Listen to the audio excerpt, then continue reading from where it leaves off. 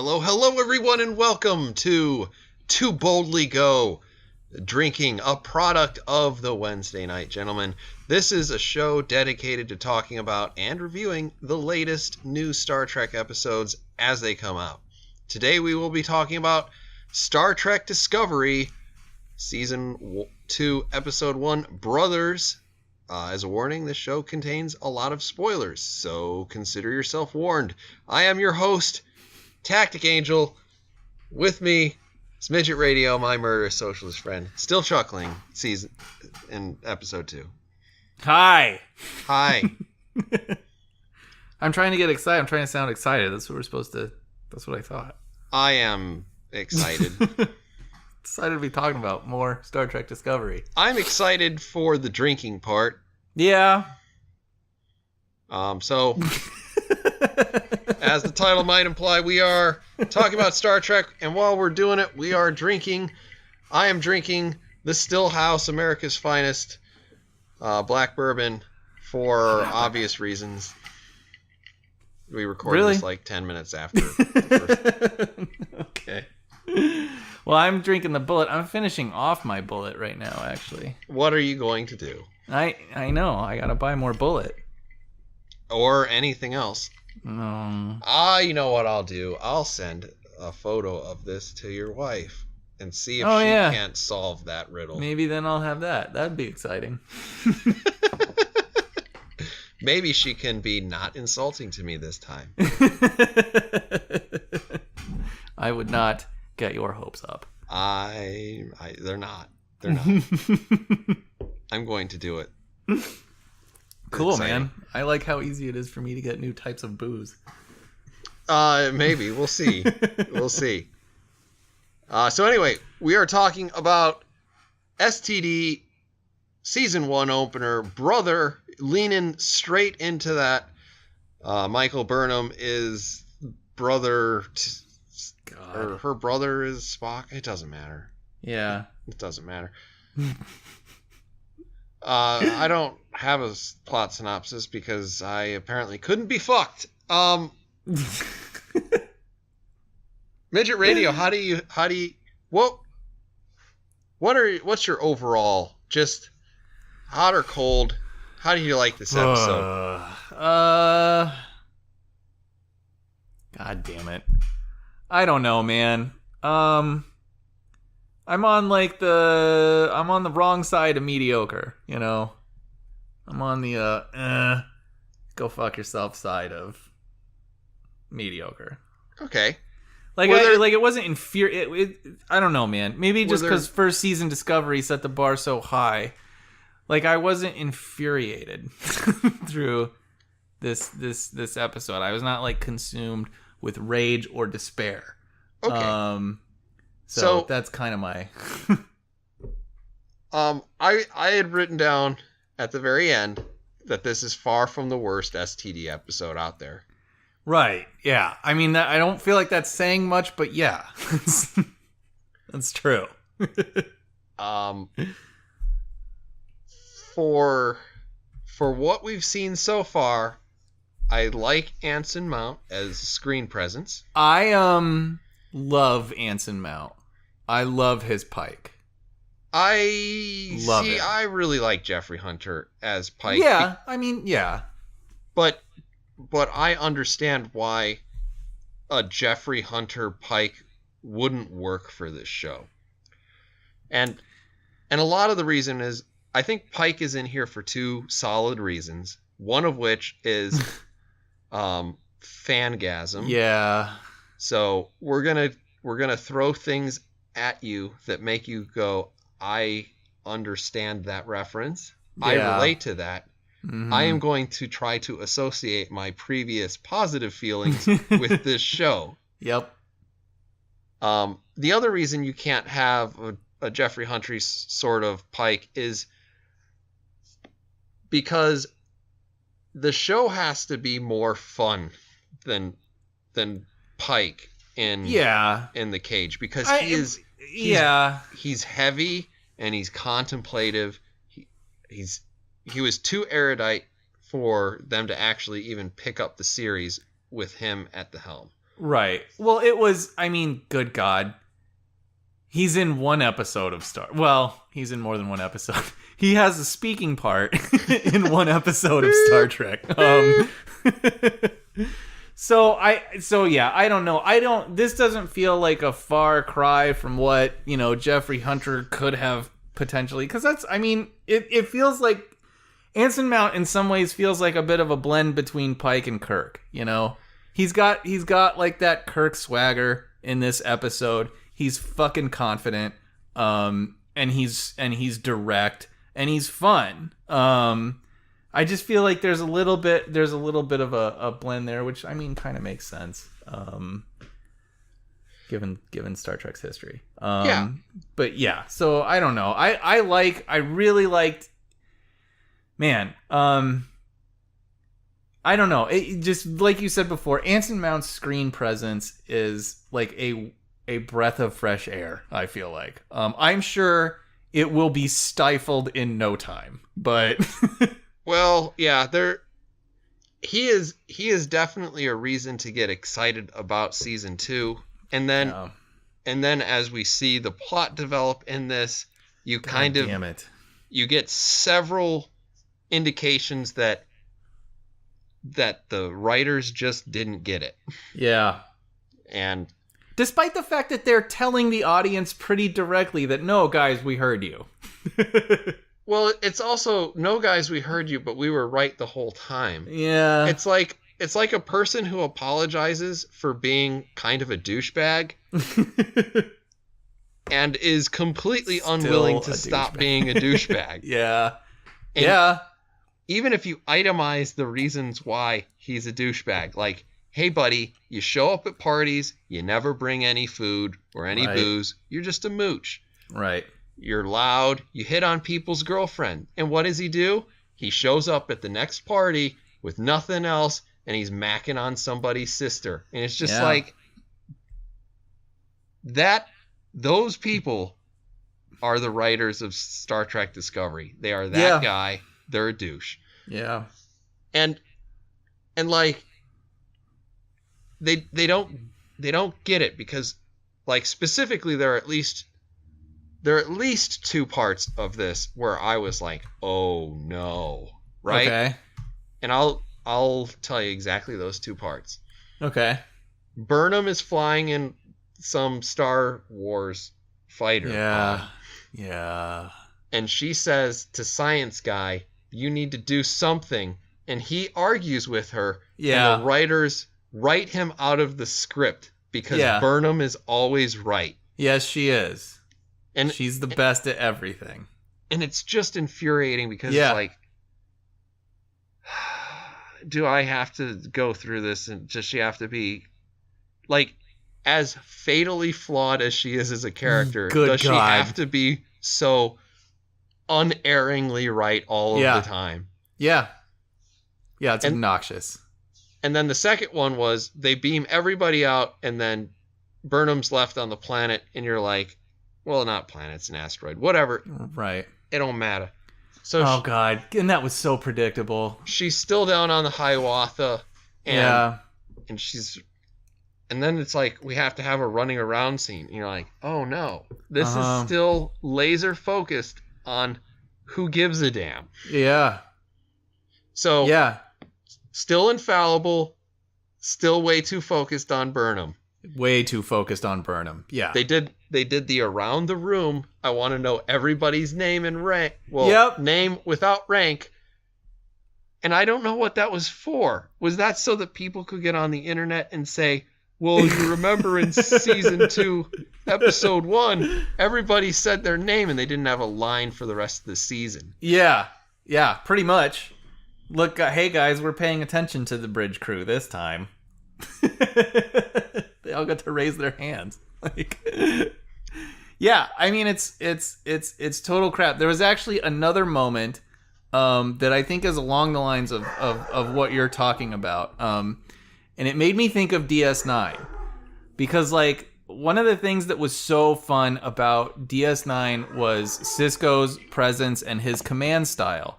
And one of the relationships that was so much fun to watch was him and Kira. Yeah. right? Because Kira is extremely fucking opinionated and very, very passionate. And Sisko sometimes got to tell that bitch to shut the fuck up. And it's like, it's just awesome. Like that's just his style. And it doesn't mean that like Kira is just like a fucking wildly out of control fucking bitch. It just means that she's really passionate. and she's not a punching bag either. Yeah, she's definitely not a punching bag. She's still like a great character. And the conflict that she and Sisko would have with each other sometimes is a testament to that. That's one of the things that makes her like a fun character and makes her feel like a well-rounded character. And there's a moment similar to that the writers just destroyed, because I fell in love with Pike after, like, it's when he's talking about wanting to land on the asteroid and everybody's like, it's fucking impossible. and Burnham raises some objection as to like why this is fucking impossible to do. And Pike's, I just like his response is great. He's just like, listen, I don't mind dissenting opinions. I really don't, but they have to come with solutions. Like, I loved it. He's just like, I get it. I get that it's fucked up. Like, I get that it's hard. Someone fucking, tell me what we need to do. And it was a great moment because it shut Burnham the fuck up when she was talking about how impossible this was. But then they turned it around on him. Yeah. And she's like, yes, no, I was going to offer a solution, but like, you cut me off too quick, I mean, I was going to do it. I know, like, Jesus Christ. This is fucking awful. So she's never wrong. I mean, she isn't. She's always in the fucking right. She's always doing the right fucking thing. It is so goddamn annoying. I mean, they could have had like, she needs to be in conflict with people and she needs to be wrong in order to feel like a person. Like, you can't, otherwise we may as well just start watching, I don't know, Superman. She's like the fucking Superman of Star Trek. Just a flawless fucking character. And to go back to like the person that everybody wants to put up on a mantle as, just the greatest, most intellectual, honest person in all of Star Trek, you go to Picard. And Picard is solidly wrong several times. Right, yeah. Picard is oftentimes an asshole. Yeah. He's oftentimes an absolutist, and he may even be, on occasion, a coward. Maybe. But he's all of those things, and that makes him human. But this person isn't human. No, she's not at all. It is she is like a perfect vessel. She is a fucking super genius. And she is also, Jesus Christ, like the focal point of all of the drama in the universe.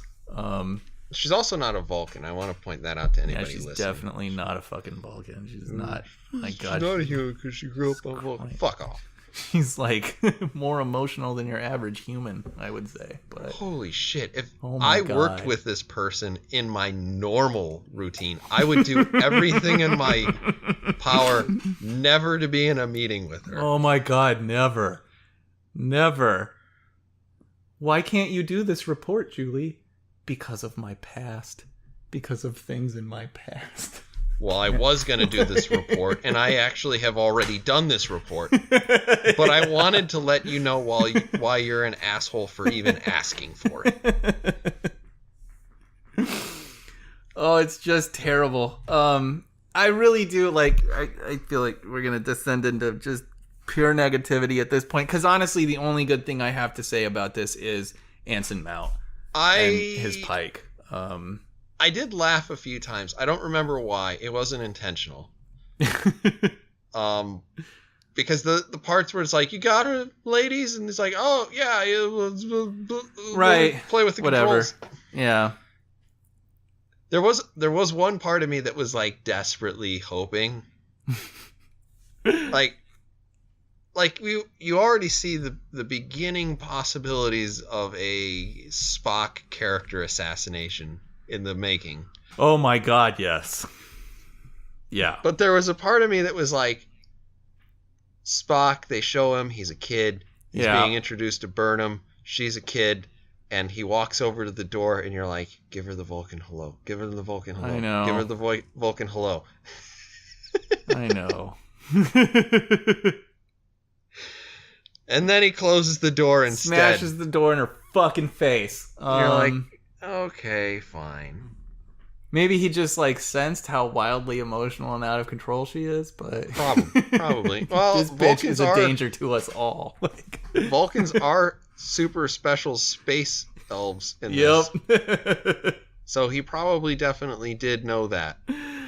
God, I hate it. So I know it is going to be kind of interesting because obviously there is some stupid fucking conflict between Burnham and Spock that I have no doubt is going to drive most of us to suicide. But, like, it's going to be interesting to see how they frame that. Because the writing staff is clearly incapable of putting Burnham in a situation where she might be wrong. Yeah. And one of them's going to be wrong. I wouldn't be surprised if they sacrifice Spock on the altar of fucking Burnham's perfection. And it'll... I don't know, man. I mean, it makes me want to start a riot, but... I did write down Spock rejecting Burnham seems like good judgment. Right? It does. I mean, pretty smart. A lot of foresight there. You know what I don't understand?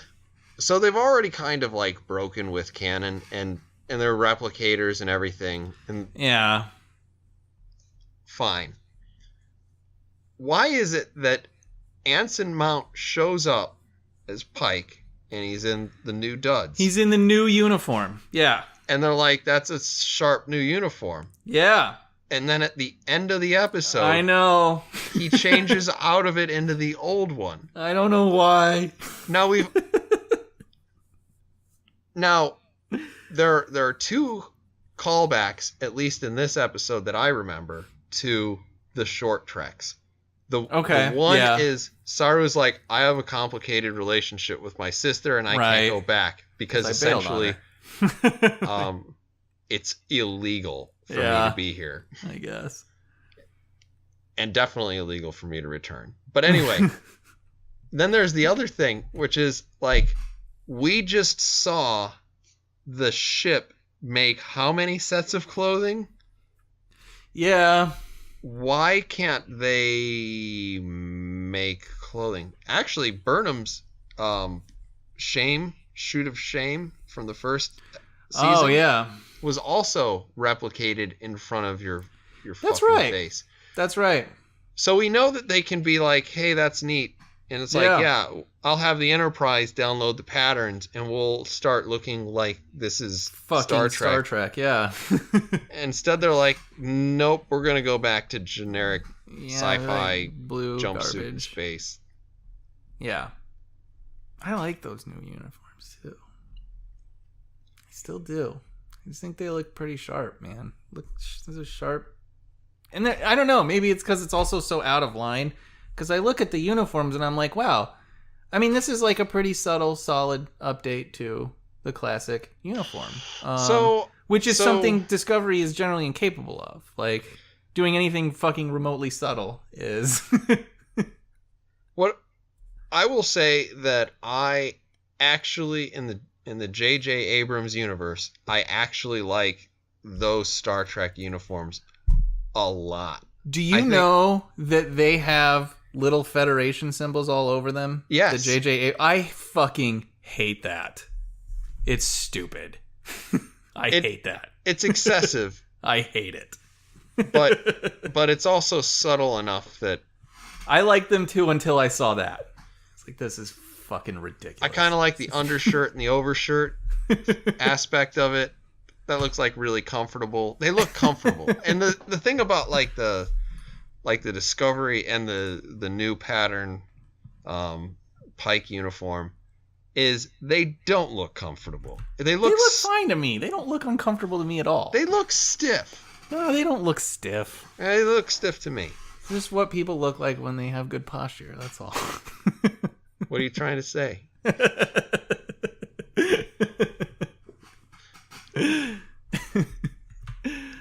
I like them.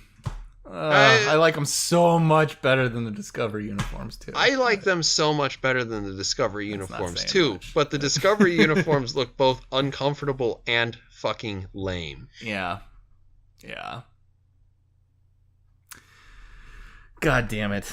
I still, man, I kind of just want to focus on Pike because I really do like it really does make me feel like, man, if this show just had better writers and, I don't know, killed everyone on Discovery and just followed Pike around, we might actually have like a pretty decent show. Well, there was the illusion, or the illusion, maybe the hope, maybe the forecasting that Stamets is going to leave the show. Yeah. And I kind of hope that's the case because I always thought he was a downer. And yeah, I don't know. I don't know, man. I feel like Stamets is one of those people that has potential. But was, I mean, just essentially thrown away in the first season. I don't know. I like the actor, I guess. I think he's a fine actor. But goddamn, I don't think they're doing much for him. They're not. I just assume see him leave because I don't trust that they're going to do anything for I'm him. sure. I doubt they will. I doubt they will because his name isn't Michael Burnham. So, I mean, they're not going to really. But then, the new person is that person played by... Oh, yeah. Tig Notaro, whatever. Yeah, she's like an engineer, whatever.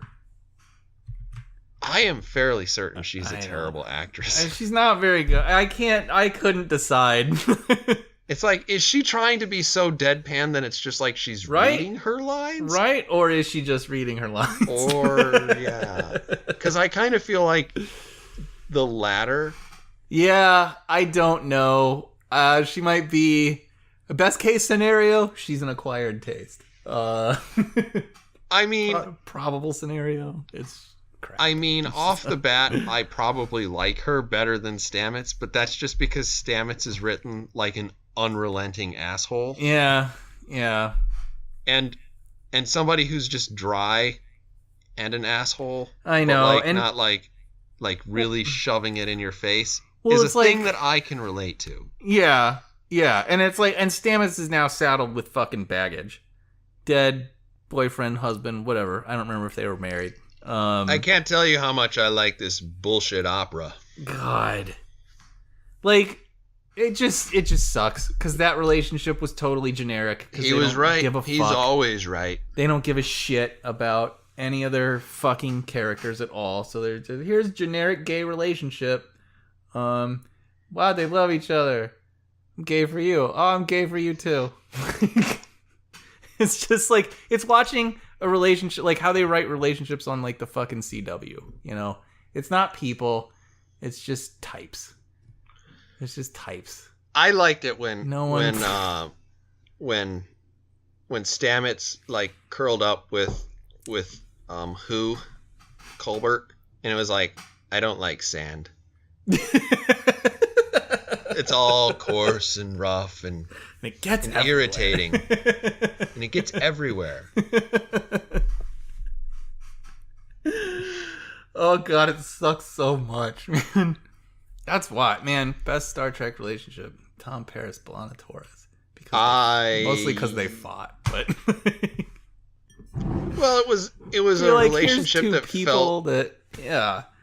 felt pretty real. And it did. And you liked both of the characters. I love both those characters. And every time Tom Paris did something to fuck it up, I was always like, Tom, you piece of shit, but I love you, but you're a piece of shit. Sorry, baby. I was working on my fucking retro spaceship. That's why I didn't want there's always a part of me that... See, that's actually kind of one of the reasons why in Deep Space Nine, I kind of resent... Not Deep Space Nine. Voyager, I kind of resent the inclusion of 7 of 9 because B'Elanna Torres essentially disappears. I mean, yeah, kind of. Yeah. I don't know. But still, those are prime Tom Paris, B'Elanna Torres years, and that's like where I feel like both of those characters kind of come into their own a little bit. That relationship really defined those two characters for me. Because before, Tom is like fucking around with, God, that Ocampan, The crazy bitch. I don't remember her name anymore. No. I can't remember her name anymore. Whatever. And like hanging out with Harry Kim, who's a fucking black hole. So I mean, it's just. But like Tom, B'Elanna, they find each other. They got something to work with. Bounce off each other a little bit. Becomes a lot more interesting at that point. It was Tess. That was her name. Tess. That's right. I was gonna say Ness. All right. I think it was because I was thinking Neelix. No, it was Kess. Kess. And Neelix that actress, like got arrested for some weird shit. Yeah, she's a fucking wreck. I know, she's a wreck. I'm gonna quit so that I can do something, and then whatever. Yeah. I guess 20 years later I'll be just arrested. do meth, and I don't know, but I'm just assuming. I mean, you look at her picture and you're like, that's a meth user, but. Yeah. I didn't see her teeth, so. Yeah. Needless to say, her decision to leave was slightly more catastrophic than Denise Crosby's. A little bit, yeah. Denise Crosby's was still kind of a bad idea. I like how when we talk about Star Trek Discovery, we just talk about different Star Trek.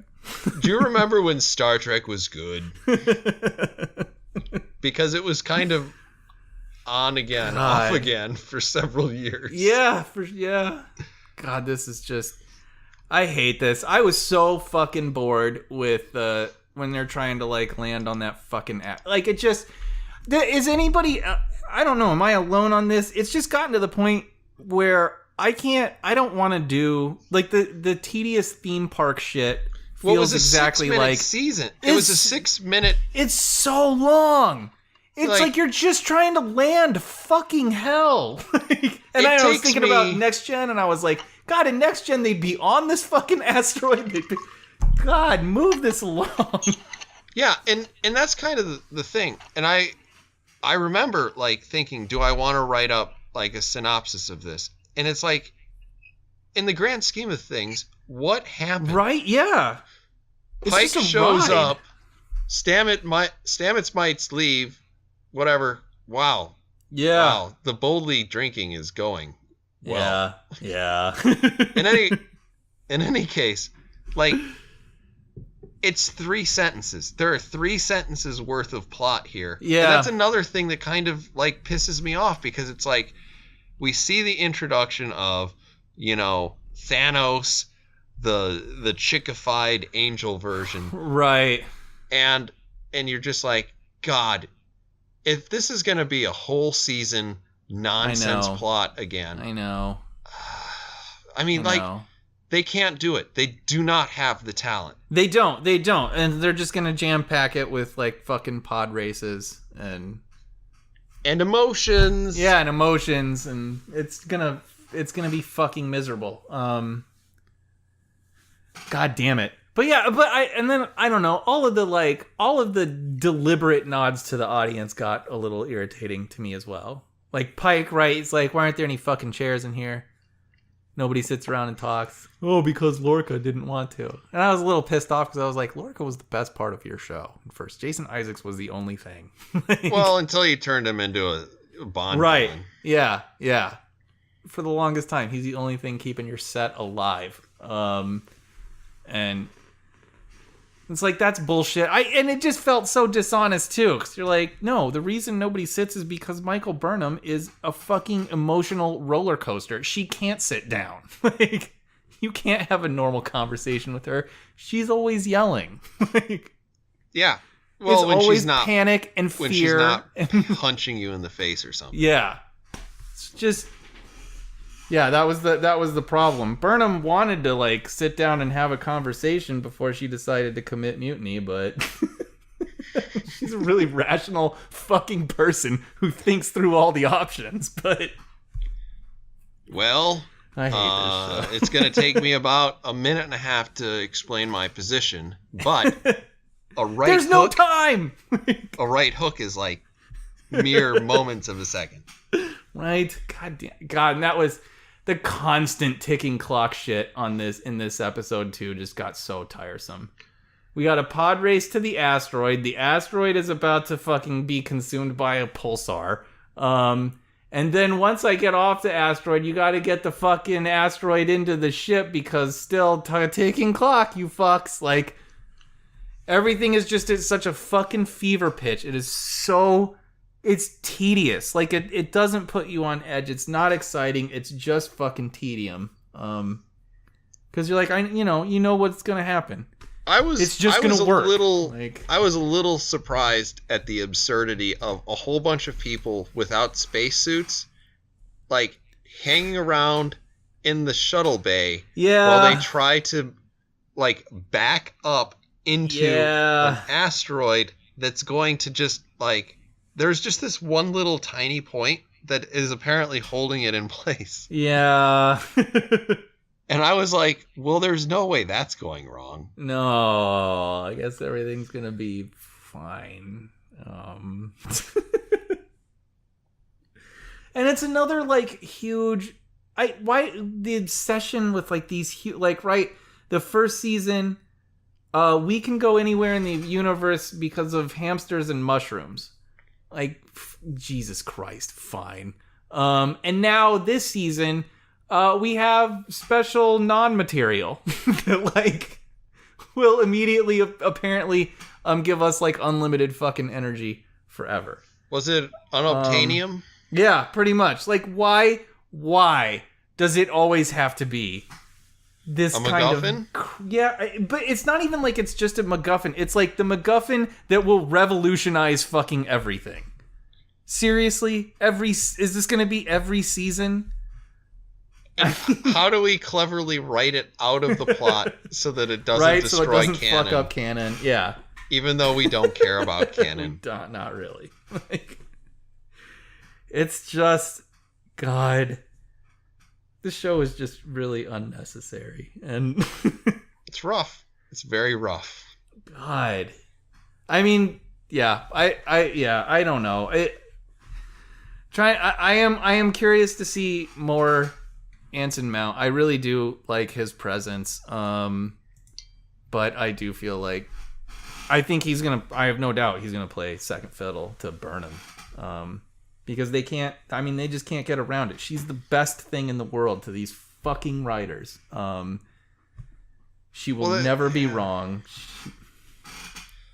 Just like she wasn't in the first season. Mutiny was the right decision.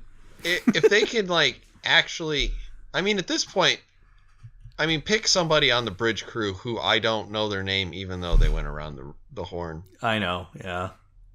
Like, how happy would I be to have just this an episode about one of those people? Like, hell, we had an episode like that in TNG, which was the Lower Decks, and that is such a good and really upsettingly sad episode, but. Well, it was kind of sad that you only got that one glimpse. Well, shit, but that one girl died at the end. Like, that really sucked. Yeah. I hated that. Because I liked her. And I liked those characters. Well, I think they did a fantastic job. I mean, like... They did. That's a great episode. It is. There's really lots good of episode. good TNG episodes. There are lots of good TNG episodes, yeah. And that is... Definitely. I don't know. God, fuck. They need to fucking realize that Star Trek is supposed to be a goddamn ensemble. It's an ensemble of one. God. And it's just suffocating. God, I fucking hate her. Like, I hate listening to her. I hate it. I think we are devolving into... I know we are. But it is just... Yeah. I'm gonna count to 3. And then we're going to be back on plot. Okay. 1, so Michael Burnham is 2, 3. Because that's always the plot. She's at the center of every fucking plot. So I mean, like, all right, we've shit on this episode quite a bit. Yeah. But the truth of the matter is that Anson Mount is a breath of fresh air. Yeah. And the only question is, when do they snuff him out? Is there going to be enough, like, airflow to wipe the smog away. Yeah. Or not. I am not super hopeful, but no. But thank God we're doing this. Yeah. Can't wait for episode 2. Star Trek Discovery Season 2. You don't see Spock. Did anything else happen in this episode? Oh! And the stupid fortune cookie reference, right? Not all cages are prisons or whatever. Yeah. Thank you. And, jeez. I did notice that there was a lot of Battlestar Galactica-like music in this. Oh, really? Yeah, a lot of drums? I didn't really notice. Oh, yeah. Oh, more talking to the audience. Right? Pike and Burnham. When Pike turns to Burnham and he's like, while we're on this mission, like, we're going to have a few laughs and, like, try to have some fun and stuff like that, too. Do you guys like the Orville? Because I like the Orville. I know. I know. Just, like, fine. You know what, Discovery? Why don't you show and don't fucking tell? Like, stop fucking telling me. God damn it. At this point, the most orgasmic moment of Star Trek Discovery is when I see a fucking conference table. I know. That is going to be the moment for me. Yeah. I can't imagine. It'll probably just be a shouting match. And then everybody will be like, oh, Burnham was right the whole time. That'll be the conclusion of every meeting. Or they'll have somebody who disagrees with her and he gets hit by a fucking planet. Yeah. Probably. Oh my God. She can do wrong a couple times. Guys, she can. And we will not hate her for it. It will have the opposite effect. I promise you. If you just show that she's a fallible person, like, I think that I'm gonna say, that has been the Wednesday Night Gentlemen on the latest Star Trek Discovery episode. Thank you, everyone, for joining us on this brief trek. Think about hitting that. It was quite a bit more brief than most of our Star Trek episodes. Think about hitting that like or subscribe button. Join us on some more treks just like this in the future. Probably just as drunk and awesome. For now, it's time for us to boldly go. We will see you on the next one. Bye-bye.